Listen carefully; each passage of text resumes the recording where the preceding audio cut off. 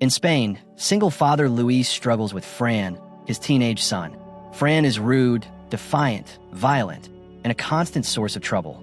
He smokes and drinks heavily, skips school, insults his father, blames him for his mother's departure when he was a baby, and stays up late chatting online with friends, making enough noise to keep Luis awake when he needs rest before work. Luis tries to talk to his son, reminding him about responsibility and the importance of securing his future, but Fran ignores his father's concern and stress. Most of Fran's time is spent with his best friends, Nuria and Miguel. Nuria becomes the girl Fran shares his first intimate experience with. Afterward, she mentions love, but Fran quickly disappoints her, saying they're just friends with benefits and not in a real relationship. Fran's troubles escalate when Luis gets troubling calls at work. First, Fran's teacher asks for a meeting to discuss his frequent absences. A few days later, the hospital calls because Fran and Miguel got into a fight. When Luis arrives, Miguel's parents ask him to control Fran, saying he's a terrible influence. Luis scolds his son and tells him he'll start working at the store, but Fran responds by kicking the car, punching his father, and running off. On Fran's 17th birthday, he steals money from his father and, after drinking wine, goes to a club to celebrate with friends. He enjoys himself until he spots Nuria kissing another guy, souring his night. Meanwhile, Luis sits alone at home with the birthday cake he bought for his son. After blowing out the candles himself, he decides he's had enough and searches online for a solution. That's when he discovers Simca, a correctional center for troubled teens. He watches videos of parents describing how they're once rebellious. Even violent children were transformed into respectful, responsible students after attending Simca. Luis stops watching when Fran comes home. Fran seems upset and almost approaches his father to talk, but instead heads to bed. The next day, Luis attends a Simca presentation to see how it works. The host speaks passionately about family values and poor parenting, delivering his speech with the energy of a preacher. The audience responds to his questions in unison without hesitation. Meanwhile, Fran stays home and gets a call from Miguel, who says they can't hang out anymore because his parents are fed up. Fran calls him a traitor and hangs up, then calls Nuria. Instead of asking to talk, he insults her for kissing someone else. Nuria reminds him he never wanted anything serious, so he hangs up on her too. Later, Luis makes up his mind. That night, two strangers grab Fran. He yells for help, but Luis tells him it's for his own good. Fran arrives at Simca in the morning and insults Principal Oscar when he greets him. Oscar pushes him against the wall, warning that he must show respect if he doesn't want punishment. Fran is given standard clothes and has his head shaved before joining the other boys, who greet him in unison like soldiers.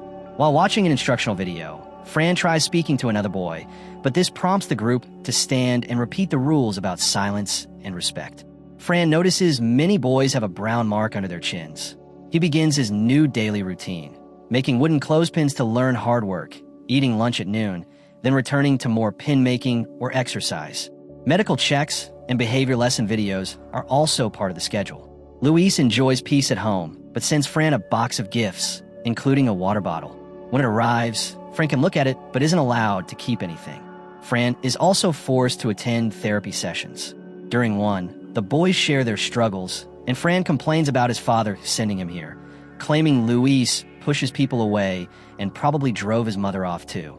But after some guidance from the therapist, Fran admits he misses his dad. Later, in the teacher's lounge, Oscar reminds the staff that free day is coming, one day with relaxed rules and a small party to build trust. New staff member Nando doubts the idea and complains about poor food and lack of hot water, but Oscar ignores him. That evening, during dinner, Nando lashes out when he thinks a boy is eating too slowly. He slams the boy's head on the table, throws him to the floor, and force feeds him. When the boy insults him, Nando punches him and uses pepper spray. The boy ends up in the clinic, injured but alive. The incident alarms Simca's owner, who fears parents will find out. Oscar scolds Nando, but when Nando insists on harsher discipline, Oscar shoves him onto the table and threatens him if he doesn't follow the system. That night, someone films the boys having nightmares. Fran wakes up to noises and sneaks out, avoiding a guard, until he finds the isolation room. Inside, a boy is strapped to a bed, blindfolded, gagged with gauze, and blasted with loud noise through headphones. Fran removes the gauze, but the boy screams, forcing Fran to flee. He hides in a storage room, but a guard finds him. Fran attacks, but two more guards intervene and drag him to the punishment room. There, Fran learns the truth about the brown marks. Teens must lie on the floor with arms spread for hours, without bathroom breaks, so they soil themselves. A guard watches constantly, and at night, someone comes to film their suffering. In the morning, deafening heavy metal music is played. When the punishment ends, Fran has a brown mark under his chin too. Meanwhile, Luis attends a support group for parents whose kids are at Simca, led by the same psychologist who works with the boys. Luis shares his struggles. Then the doctor asks Ernesto to speak. Ernesto attends with his wife Luz and their daughter Sandra, who has just left Simca after 20 months and is now perfectly behaved, or so it seems. As Ernesto speaks, Sandra fidgets and stares blankly. She only asks to use the bathroom, but Ernesto makes her wait. Unable to hold it, Sandra urinates in her seat. Luz takes her away, leaving a strong impression on Luis. Realizing how much he misses his son, Luis goes to Fran's room when he returns home. He turns on the computer and, to his surprise, finds videos Fran made with friends that are harmless, even fun, some featuring Luis himself. Overcome with emotion, Luis begins to cry. The next day, Luis goes to visit Fran, but first he's sent to the principal's office. While watching the kids joke around as they clean the windows, Oscar greets Luis and informs him that Fran can't be seen because he's being punished for bad behavior. Without giving any context, Oscar shows a security camera video of Fran attacking a guard at night. He explains Fran's behavioral issues and why it's crucial for him to follow the punishment rules, which include not seeing his father for a while. After Luis leaves, Oscar supervises the boys as they watch another educational video and catches them joking again. When he calls them out, the teens chant the silence rules, but this time it isn't enough. Oscar introduces a harsher punishment. The group is taken outside and locked in a cage, wearing only tank tops and underwear with blindfolds and tied hands. For several days, they're forbidden to sleep, forced to stand as long as possible. Anyone who collapses is taken to the usual punishment room, while the last one standing moves one step closer to freedom. Slowly, the boys drop one by one, each removed as soon as they touch the floor. Nights are brutal with no protection from the cold, and the cage soon reeks as they relieve themselves there. Meals are just as cruel. A box of food is thrown inside, and they must scramble to grab something. One ration is always missing, and the boy who fails to get any food is taken away. In the teacher's lounge, Nando grows suspicious of the psychologist and later catches her recording the cage punishments with a hidden camera. She plans to post the footage online to expose what's happening at Simca, but Oscar calls her foolish, insisting that this kind of strict discipline is exactly what parents want. Eventually, everyone in the cage falls except Fran, who becomes the last one standing and wins this twisted game. Returning to routine, Fran seems distant and hollow. Meanwhile, unaware of his son's suffering, Luis keeps attending support group meetings and grows closer to Luz. He's also in legal trouble for sending Fran to the institute without his mother's consent, despite her abandoning Fran as a baby. Her name is still on the papers, so Luis must get full custody. Luz becomes a welcome distraction, and they spend time together, share meals, and eventually kiss. Elsewhere, Sandra asks her father for computer access and discovers the punishment videos the psychologist sent out. Overwhelmed, she has a panic attack and attempts to take her life from the balcony. Once the videos spread online, the company owner visits Simca and orders Oscar to tighten discipline even further. From then on, Oscar becomes even harsher, pushing boys against walls for minor mistakes, sending them to the punishment room more often, forcing them to exercise until they vomit, and making them clean it with their hands. One day, Fran refuses to leave after lunch in open defiance. His punishment is the worst yet. He's locked in the isolation room, tied up as he once saw another boy, and subjected to sensory overload that triggers hallucinations. When freed, he's a hollow shell of himself.